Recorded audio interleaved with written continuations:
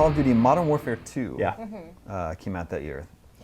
Direct sequel to Call of Duty 4 Modern Warfare. Right. Really important for the no Russian mission, which is probably one of the biggest controversies in Call of Duty history for how disturbing the source material is, right? Because you're kind of killing, you're killing civilians in that mission. Right. And I think it set a good precedent for the Call of Duty games with the graphic content filter. So basically with no Russian, you could just not play and nothing would happen. No, you would have no penalties. You could just skip the mission if you weren't comfortable with it. And in other countries, they actually just removed it altogether. Right.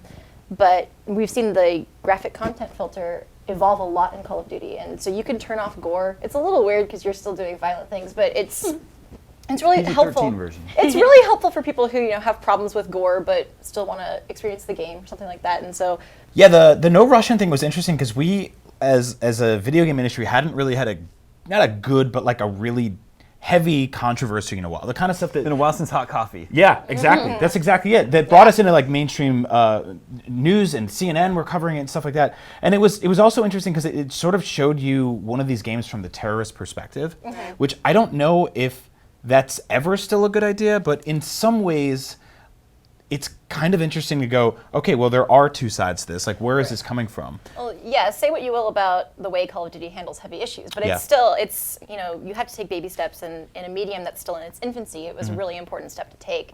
And I think that the concept of being able to skip it with no repercussions, there's no like specific achievements you have to get, you don't get points for killing civilians. It's just it was mostly a plot point thing.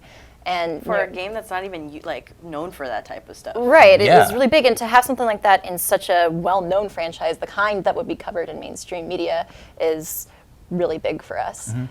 That was the year it happened, 2009. Yeah, and then also mechanically, the original Modern Warfare took the series away from World War II and sort of defined what multiplayer first-person shooters are for the modern age. And then Modern Warfare 2 introduced the cooperative mode Special Ops, which was really fun. Yeah.